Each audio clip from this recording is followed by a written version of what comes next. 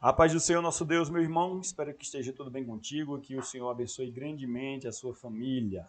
Então, hoje estaremos aqui com mais um vídeo onde estaremos juntos examinando as Escrituras, né? O propósito desse tipo de vídeo que estarei colocando aqui no canal é que nós possamos examinar versículos bíblicos a respeito de um tema, né? Então, por isso que já quero deixar para você a sugestão de que você pegue a sua própria Bíblia e examine-a comigo, né?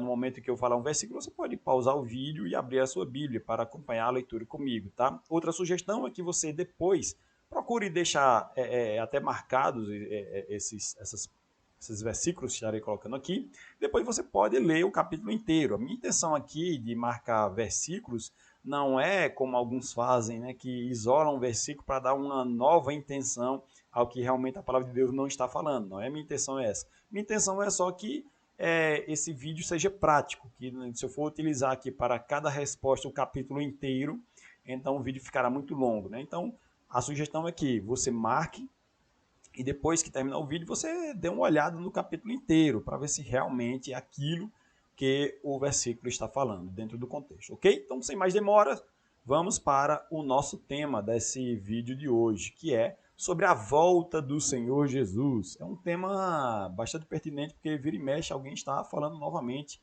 alguém está abordando sobre isso, dando opinião, marcando data. Será que a palavra de Deus ela nos permite fazer esse tipo de coisa? Então, para elucidar melhor, eu coloquei aqui alguns tópicos. Cada tópico desse, na verdade, é uma pergunta, e essa pergunta será respondida com um ou mais versículos da Bíblia, né? Então, vamos lá para o primeiro. Ele voltará? Em João capítulo 14, versículo 1 e 3, diz: Não se turbe vosso coração, credes em Deus, crede também em mim. Na casa de meu pai há muitas moradas. Se não fosse assim, eu vos teria dito.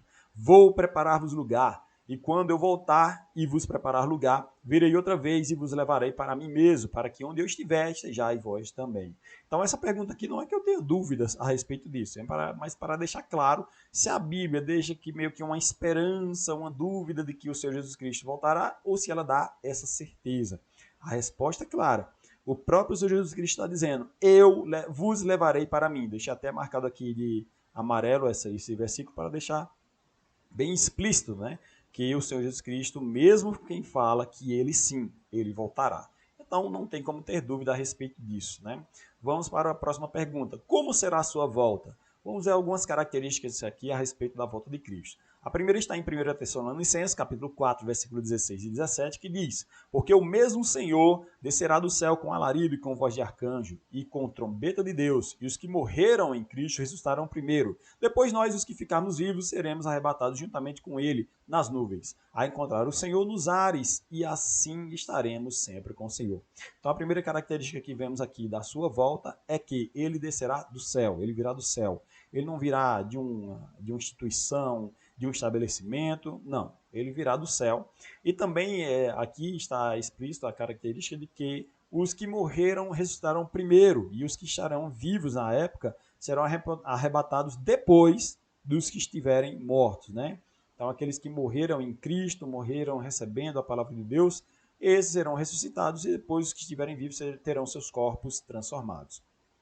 Mas uma característica para responder essa pergunta é que em 1 Coríntios capítulo 15, versículos 52 e 53 diz: No momento, num abrir e fechar de olhos, ante a última trombeta, porque a trombeta soará, os mortos ressuscitarão incorruptíveis, e nós seremos transformados, porque convém que isto que é corruptível se revista de incorruptibilidade, e que isto que é mortal se revista de imortalidade, né?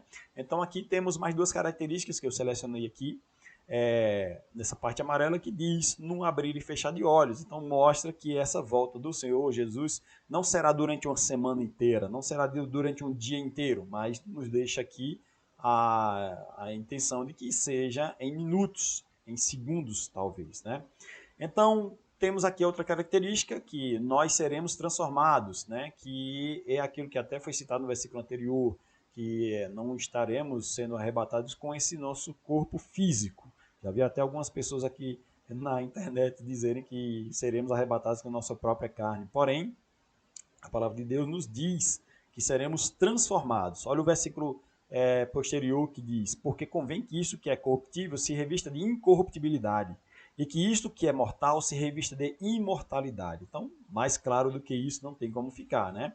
Então, mais duas características, será rápida a sua volta e que os nossos corpos serão transformados. Também em Mateus capítulo 24, versículo 44, diz: Por isso estáis vós apercebidos também, porque o Filho do Homem há de vir a hora em que não penseis.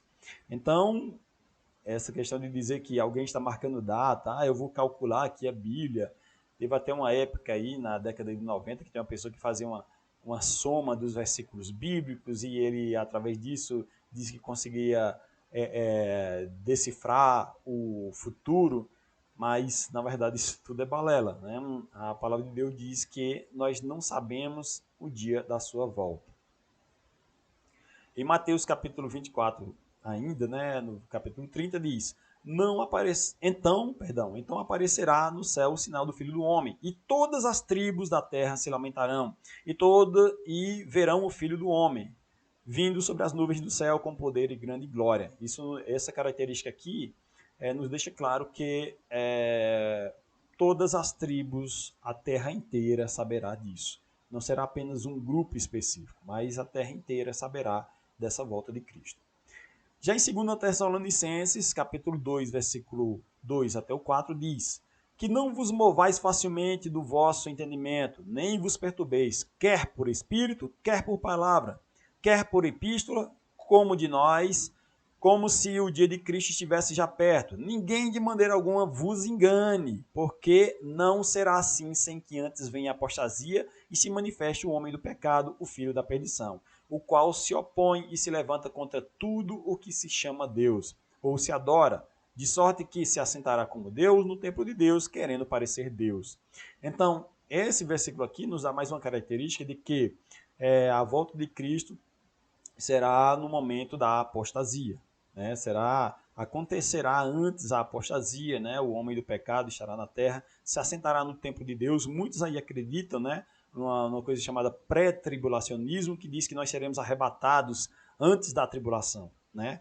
Mas o que a palavra de Deus diz é que estaremos aqui no momento da apostasia, né? Olha o que ele diz, né? Que não vos movais facilmente do vosso entendimento. A quem está se dirigindo? São as pessoas do mundo, as pessoas que não têm compromisso com Deus, ou está falando para os cristãos? Está falando, para mim está claro que ele está falando para os cristãos, né? E que nós, os cristãos, veremos a apostasia, a manifestação do homem do pecado que tentará receber para si a adoração de Deus, né? Então, posteriormente estarei também gravando um vídeo a respeito dessa questão de pré-tribulacionismo e pós-tribulacionismo, mas já deu para ver aqui o que a palavra de Deus fala a respeito, né?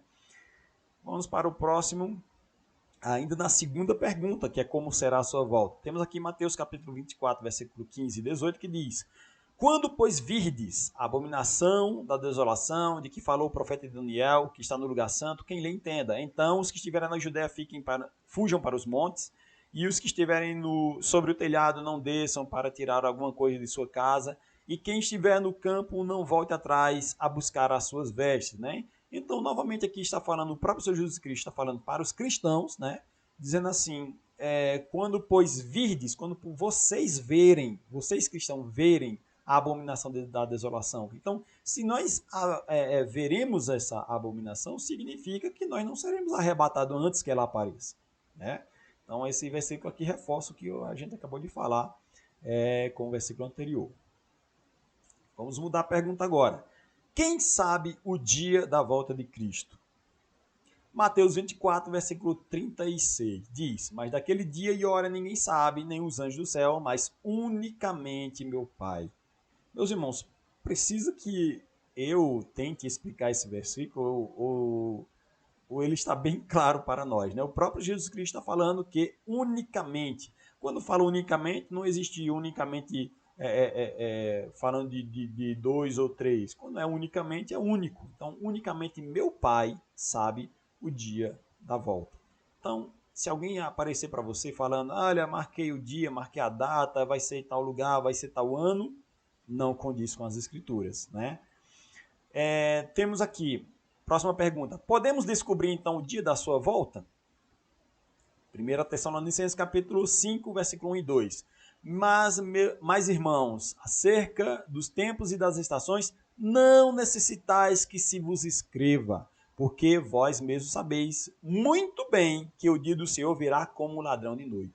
Então ele diz aqui, reforçando mais uma vez, não necessita que se escreva a respeito disso, porque vocês já sabem, o próprio Cristo já falou que ele virá como um ladrão da noite, a hora que ninguém sabe. Então, como que eu vou agora calcular, pensar, refletir a respeito de quando será a sua volta, se o próprio Cristo fala que as pessoas não saberão a hora em que ele voltará? Aí eu tenho aqui, antes da última pergunta, procure ter cuidado com os falsos profetas. As falsas profecias podem gerar, dentre muitas coisas, eu selecionei 3 aqui. Primeiramente, a zombaria dos incrédulos. Quantas pessoas já marcaram aí data, né, para a volta de Cristo? E aí o pessoal que é ateu, o pessoal que não acredita nas escrituras, ou então que faz parte de outra religião, fica zombando, né? Aí ele não via em tal ano, ele não veio, né? Então, esse tipo de marcar, de forma de marcar uma profecia de que a palavra de Deus não ensina, acaba gerando esse tipo de zombaria. Agora, o engraçado é que a pessoa que é uma pessoa, muitas vezes, que marca essa data, não é a palavra, mas quando não acontece, aí a palavra que é descredibilizada, né? Então, aquilo que nós falamos como se fosse a autoridade da palavra, mas não é a palavra de Deus, nós acabamos sujando a palavra de Deus. Não que ela possa ser realmente suja, mas diante dos que zombam, ela ficará de uma maneira descredibilizada, né? Então, procuramos aqui não praticar esse tipo de coisa. Segundo, pessoas desviarem do caminho. Eu mesmo já vi pessoas, encontrei uma irmã certa vez, no ano de 99, mais ou menos, marcaram a data que no ano 2000 Cristo voltaria, né?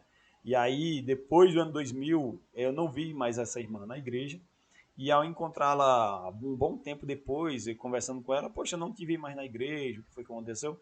E ela falou assim para mim, olha, me falaram que no ano 2000 Cristo voltaria, e ele não voltou, então eu saí da igreja, né?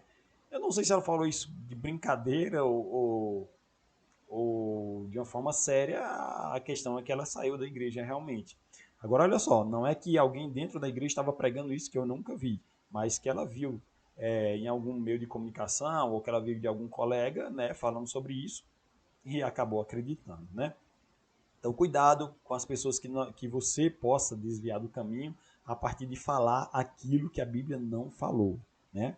Terceiro ponto aqui, terceiro prejuízo, né, que pode acontecer, leva muitos a tirarem a sua própria vida, né? Sabemos aí que décadas atrás teve uma pessoa aí, não lembro bem o nome, mas eu acho que era um tal de Jim Jones, né? Que ele fez uma seita e nessa seita eles acreditavam, ele tentou passar para as pessoas que eles seriam arrebatados a partir da passagem do cometa Halley. Olha que história, né? E aí, a partir disso, as pessoas tinham que tirar a sua própria vida para serem levadas, né, a partir disso aí, né? Então, por mais incrível que essa profecia possa parecer, ou até infantil, né, há pessoas que acreditam, né? Então tomem cuidado. Se alguém chegar para você e falar, olha, será tal dia, vamos fazer tal prática, vamos fazer aquela outra, não é isso que a palavra de Deus fala, tá bom? Então devemos ter cuidado quanto a isso. Há outros prejuízos, né, que eu não vou aqui colocar porque o vídeo ficará muito longo, mas tem até, já vi até alguns youtubers aqui, né, que marcaram a data aí, porque teve várias marcações de data, né? Uma foi do ano 2000, teve uma pessoa aí de uma denominação, né, que ela marcou para o ano de 1984 e não se realizou. Não vou aqui falar quem é, porque nosso propósito não é esse, mas essa pessoa acabou manchando a própria instituição. Hoje, muitas vezes, quando a pessoa quer atacar essa instituição, eles falam sobre esse caso, né? Então, novamente, você falar aquilo que a Bíblia não falou, pode te levar a trazer um prejuízo não só para as escrituras, né, porque as pessoas deixarão de acreditar, como até na sua própria instituição. E aí o que é que acontece? Houve caso também aqui, que eu já vi na internet, né, a pessoa dizer assim, houve também um caso onde se marcou, se dizia que no ano de 2012 haveria aí um calendário maia. Vocês devem conhecer essa história aí. Novamente não se concretizou e muitas pessoas acabaram se desviando do caminho, acabaram perdendo a sua fé a partir dessas pessoas, desses outros, né, que falam aquilo que não deve, né? Então devemos ter muito cuidado para não falar aquilo que a palavra de Deus não fala, né? Fala apenas aquilo que realmente o Senhor nos ensina, tá? Outro também, ó, se eu for ficar lembrando aqui, o vídeo vai durar aqui horas, né? Porque existem vários casos, né? Por isso que eu falei que é um assunto bastante pertinente que geralmente volta à tona. Mas vou contar só mais um aqui, que é de uma pessoa que tinha um canal até bem expressivo, né? Tinha muitos seguidores e falava da Bíblia e tudo mais, até que veio uma profecia aí do oitavo Papa. Então, o oitavo Papa, né? Esse aí, o que viria, esse Papa argentino, né, que está que está na Igreja Católica hoje, né, ele seria o anticristo e tudo mais. E aí, a partir dessa especulação, teve pessoas aí que falaram assim, essa própria pessoa que tinha um canal no YouTube, ele falou assim, olha, eu tenho certeza disso, eu tenho tanta certeza, que se isso não se realizar, né, quando ele for ordenado, né, no momento que ele for ordenado, se Cristo não voltar, né, porque ele tem que ser o oitavo Papa, a besta, sei que lá, se isso não se realizar, eu vou comer a minha Bíblia, né? E aí não aconteceu nada, Cristo não voltou nessa época. E aí ele, com vergonha de ter que comer a Bíblia, ele simplesmente mudou o canal para um canal ateu. E hoje ele difama de uma forma até grotesca a palavra de Deus. Olha quantas coisas podem acontecer quando nós tentamos falar daquilo que a Bíblia não fala, né? Mas dando continuidade, é como eu falei, se eu for aqui lembrar caso disso, do tanto de prejuízo que esse tema, de uma forma mal abordada, acabou trazendo para as pessoas, então vamos passar o dia inteiro aqui falando. Então vamos para a próxima pergunta. À volta do Senhor Jesus, o que devemos fazer então? Mateus capítulo 24, versículo 26 e 27 diz, portanto, se vos disserem, eis que ele está no deserto, não saiais. Eis que ele está no interior da casa, não acrediteis, né? Porque nós sabemos que, porque assim como um relâmpago sai do Oriente e se mostra até o Ocidente, assim será também a vinda do Filho do Homem. Então não vamos acreditar nesses profetas que dizem que marcam data, que sabem um local, que dizem a forma de ir. Não será assim, né? Em Lucas capítulo 21, versículo 34 diz, e olhai por vós, não aconteça que os vossos corações se carreguem com glutonarias, de embriaguez e dos cuidados da vida, e venham sobre vós o improviso daquele dia. Então, como nós não sabemos qual será a data, convém que nós estejamos vigiando e orando sem cessar, né? Então, quando ele fala de glutonaria e embriaguez, são os prazeres da vida. As pessoas estão, infelizmente, há um tempo desse atrás eu pensei que a idolatria era o que afastava as pessoas mais de Deus, mas na verdade não é nem a idolatria, mas sim os prazeres dessa vida. Porque se você pensar bem, quando a pessoa é idólatra, ele está procurando a verdade, pelo menos, né? E aí, se você prega o evangelho, ele passa a conhecer Cristo como Salvador e encontra essa verdade da qual ele procurava, embora que de uma maneira errada, mas ele estava procurando. Já que a gente está no prazer da vida, não está preocupado em se tem uma vida pós a morte para prestar conta ou não. Então, para mim, agora isso é a opinião minha, falo como Paulo, digo eu, não a palavra, mas a opinião minha é de que os prazeres da vida são a pior armadilha para o ser humano.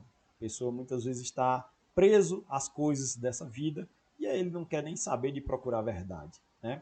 Então, cuidado com as coisas, os prazeres dessa vida. E outro problema também, cuidado com os cuidados da vida, né? Às vezes a pessoa não tem embriaguez, a pessoa não tem glutonaria, a pessoa não tem outros tipos de pecado, porém ele está muito preocupado com o seu trabalho, com a sua carreira, e daqui a pouco já não congrega mais, daqui a pouco já não lê a palavra, daqui a pouco já não ora, e acaba colocando no lugar do trono de Deus, que deve ser o nosso coração, colocando coisas que são cuidados. Né? Às vezes não são pecado, mas é um cuidado excessivo. E esse cuidado excessivo pode acabar se tornando uma idolatria, e daí então realmente um pecado. Né? temos aqui o que devemos fazer ainda também.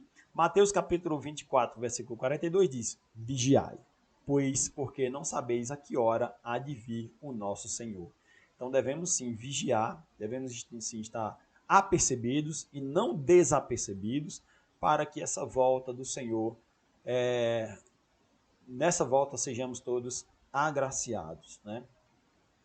Então, meus irmãos, basicamente isso. Eu creio que, espero que eu tenha colaborado contigo, espero que esse vídeo tenha ajudado você a compreender melhor esse tema da volta do Senhor Jesus. Eu agradeço a sua atenção, compartilhe esse vídeo para que ele chegue a mais pessoas também e ore a Deus por esse canal também, para que o senhor sempre use desse canal como de uma forma a beneficiar a sua grande obra, né?